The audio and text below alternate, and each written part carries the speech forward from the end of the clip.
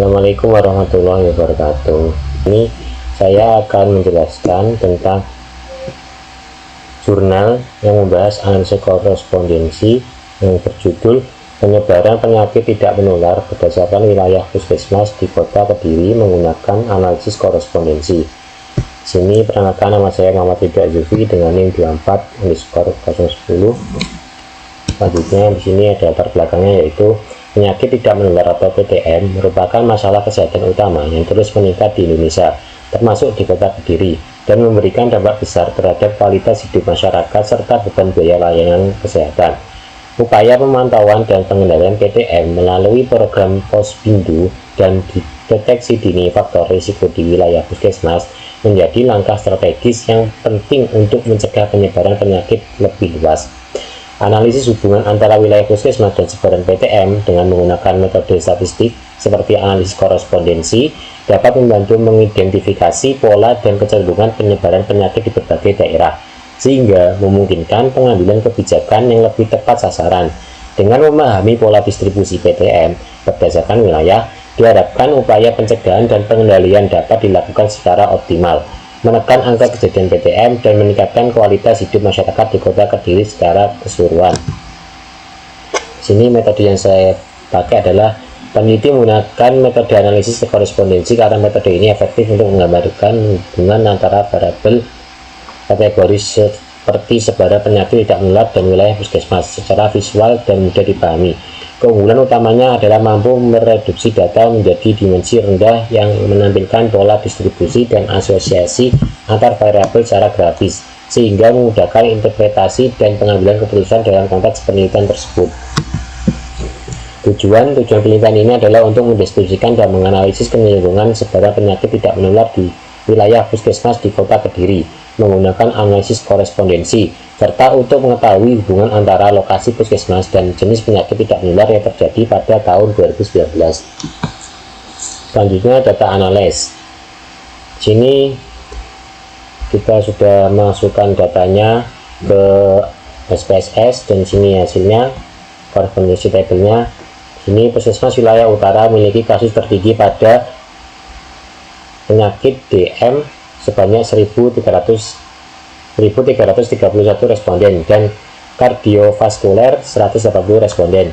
Puskesmas Pesantren 2 mencatat DM tertinggi 2.791 responden. Puskesmas Sukorami menonjol pada obesitas 2.242 responden dan DM 3.985 responden. Puskesmas Balowerti tinggi pada hipertensi 5.339 responden. Gagal jantung terbanyak terdapat di Pesantren 2 698 responden. Puskesmas Campurjo menonjol pada PPOK 182 responden dan hipertensi 5.968 responden. Kasus kanker tertinggi tercatat di Pesantren 2 sebanyak 65 responden dan Sukorami 60 responden. Analisis penyakit tidak menular, diabetes mellitus paling dominan dan terjadi hampir di semua puskesmas. Kardiovaskuler bersifat khas di beberapa wilayah. Obesitas dan PPOK menyebar tetapi bukan menjadi fokus utama. Kanker jumlah kasusnya paling sedikit. Kasusnya low profil. Wilayah selatan paling tinggi pada kategori hipertensi, artinya kasus dominan di wilayah ini adalah hipertensi. Wilayah utara cenderung tinggi pada kasus DM dan hipertensi. Balowerti menonjol pada hipertensi, artinya hampir 3/4 distribusi kasus di sini adalah hipertensi. Pesantren 2 lebih tinggi pada hipertensi dan gagal jantung dibanding penyakit lain. Sukorami terlihat menonjol pada obesitas dan DM. Campurjo cenderung tinggi pada obesitas dan hipertensi. Selanjutnya kolom profil. Kardiovaskuler paling banyak muncul di wilayah utara dan Pesantren 1. Kanker relatif besar di Pesantren 2 dan Sukorami. Obesitas dominan di Sukorami dan Campurjo. DM tersebar cukup tinggi di Pesantren 2 dan Sukorami. PPOK menonjol di Pesantren 2 dan Sukorami. Stroke lebih banyak muncul di Sukorami. Asma bronkiale relatif besar di Balowerti dan perawatan. Hipertensi paling banyak muncul di wilayah selatan, tapi juga tinggi di beberapa puskesmas lainnya. gagal jantung dominan di pesantren 2 dan Sukorame, ginjal kronis paling tinggi di Sukorame. Selanjutnya summary. Berdasarkan hasil analisis, hanya dimensi 1 dan 2 digunakan karena memiliki nilai accounted for lebih dari 0,2. Sini nilainya lebih dari 0,2 itu dimensi yang dipakai. Selanjutnya yaitu masing-masing sebesar 61% dan 61,7% dan 21,3%. Yang dimaksud di sini yaitu nilai kumulatif ini berkontribusi, dimensi 1 berkontribusi sebanyak 61,7% dan dimensi 2 berkontribusi 21,3%, sehingga secara kumulatif mampu menjelaskan 83% variansi data. Nilai ini menunjukkan bahwa peta korespondensi dua dimensi sudah cukup representatif dan reliabel untuk menggambarkan hubungan antar kategori. Selain itu, uji Chi-square signifikan P sama dengan 0,000 lebih kecil daripada 0,05 mengindikasikan adanya hubungan yang bermakna antar variabel, sehingga peta dua dimensi yang dihasilkan valid untuk dianalisis lebih lanjut dan dapat dijadikan dasar dalam penarikan kesimpulan maupun pengambilan keputusan. Selanjutnya overview raw point. Nilai mass menunjukkan proporsi kontribusi masing-masing puskesmas dalam total data. Puskesmas dengan kontribusi besar, misalnya Sukorame, Pesantren 2, dan Campurjo. Score in dimension menunjukkan posisi puskesmas pada dimensi 1 dan 2. Misalnya Sukorame 0,687 dan 0,219 cenderung berasosiasi dengan penyakit yang dominan di sisi positif dimensi 1. Campurjo 0,860 dan min negatif 0,705. Lihat kuat di dimensi 1 positif tetapi negatif di dimensi 2. Center 1 dan perawatan justru di sisi negatif dimensi 1. Contribution of dimension to inerty of point total menjelaskan seberapa baik dimensi 1 dan 2 mempresentasikan masing-masing puskesmas. Nilai yang mendekati 1 berarti terwakili baik, misalnya Campurjo 0,944, Pesantren 1 0,861 dan Sukorame 0,849.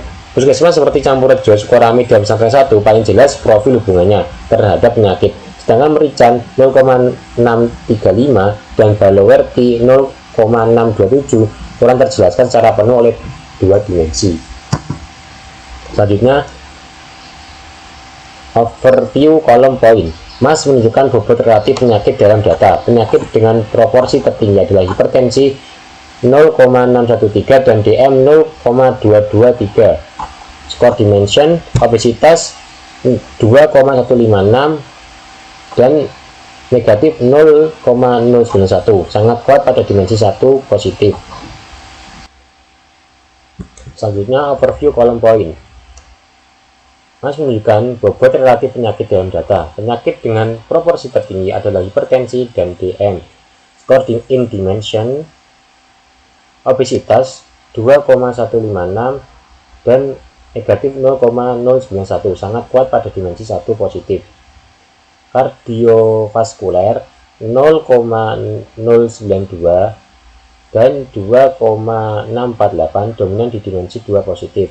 Hipertensi negatif 0,184 dan negatif 0,252 berada di sisi negatif kedua dimensi. Contribution total penyakit yang paling jelas terwakili oleh dua dimensi adalah obesitas 0,998, hipertensi 0,907 dan DM 0,773. Sementara PPOK 0,113, ginjal kronis 0,284 dan asma 0,256 kurang terjelaskan.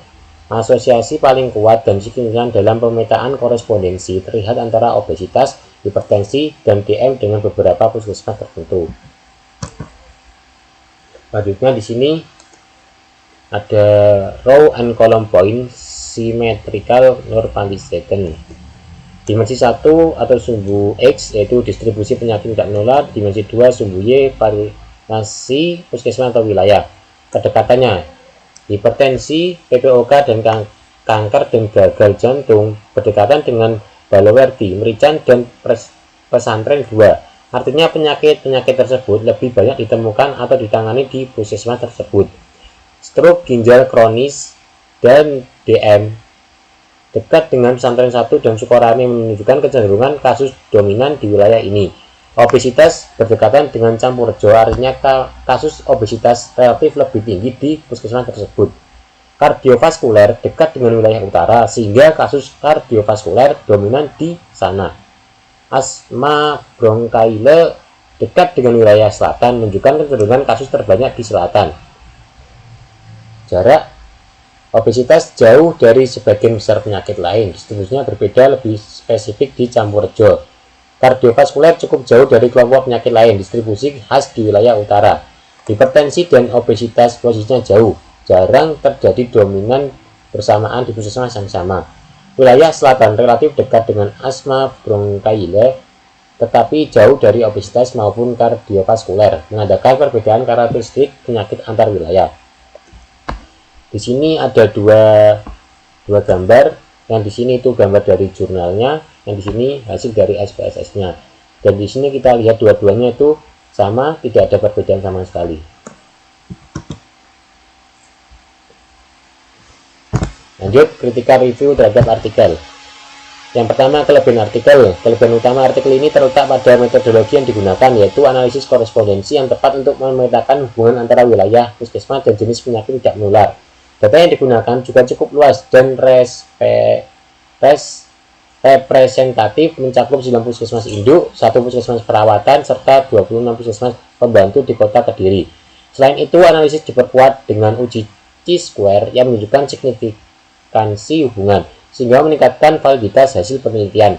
Penyajian hasil dalam bentuk tabel dan grafik juga jelas dan informatif, sehingga memudahkan pembaca memahami pola distribusi penyakit di setiap wilayah. Yang kedua, kekurangan artikel. Kekurangan artikel ini terletak pada ruang lingkup analisis yang masih terbatas pada hubungan deskriptif antara penyakit dan wilayah tanpa mengaitkan faktor risiko lain, seperti aspek biologis, perilaku, atau lingkungan. Interpretasi hasil peta korespondensi masih bersifat umum dan belum sepenuhnya dikaitkan dengan kebijakan kesehatan yang lebih spesifik. Artikel ini juga tidak membahas tren temporal atau perkembangan kasus dari tahun ke tahun. Padahal hal tersebut dapat memperkaya analisis. Selain itu, visualisasi grafik korespondensi masih sederhana dan dapat diperbaiki agar lebih detail dan mudah dipahami. Pelajaran yang bisa dipetik dari artikel ini dapat dipelajari bahwa analisis korespondensi merupakan metode yang efektif untuk mengidentifikasi kecenderungan distribusi penyakit tidak menular berdasarkan wilayah puskesmas. Metode ini tidak hanya mampu mereduksi kompleksitas data, tetapi juga menyajikannya dalam bentuk visual yang lebih mudah dipahami. Temuan penelitian ini menegaskan bahwa setiap wilayah puskesmas memiliki karakteristik penyakit tertentu yang dominan, sehingga hasil penelitian ini penting untuk mendukung perencanaan program kesehatan berbasis wilayah serta memberikan gambaran nyata bagi pembuat kebijakan. Yang keempat, saran. Untuk penelitian selanjutnya, disarankan agar analisis diperluas dengan memasukkan faktor risiko biologis, perilaku, dan lingkungan sehingga hasil lebih komprehensif. Selain itu, penelitian dapat menggunakan pendekatan longitudinal agar perkembangan penyakit tidak menular dari tahun ke tahun dapat diketahui secara lebih jelas. Visualisasi peta korespondensi juga dapat diperbaiki dengan penyajian yang lebih interaktif dan interpretasi yang lebih tajam. Terakhir, artikel serupa perlu memperkuat pembahasan mengenai implikasi kebijakan kesehatan agar hasil penelitian lebih aplikatif dan bermanfaat bagi pengambil keputusan di bidang kesehatan masyarakat. Selanjutnya, kesimpulan. Artikel ini menunjukkan bahwa analisis korespondensi efektif untuk memetakan distribusi penyakit tidak menular di kota Kediri dengan dua dimensi yang mampu menjelaskan 83% keragaman data. Hasilnya mengungkapkan adanya pola dominan seperti hipertensi, PPOK, kanker, dan gagal jantung di Balowerti, Merican, dan pesantren 2. Stroke ginjal kronis dan diabetes melitus di pesantren 1 dan Sukorame. Obesitas di Campurjo, kardiovaskuler di wilayah utara, serta asma bronkiale di wilayah selatan. Temuan ini menegaskan bahwa tiap puskesmas memiliki karakteristik penyakit berbeda. sehingga penting untuk dasar perencanaan program kesehatan berbasis wilayah. Namun, penelitian ini masih terbatas pada analisis deskriptif dan belum mengaitkan faktor risiko maupun tren waktu, sehingga perlu penelitian lanjutan yang lebih komprehensif. Sekian yang dapat saya sampaikan. Apabila ada salah kata, mohon maaf yang sebesar-besarnya. Wassalamualaikum warahmatullahi wabarakatuh.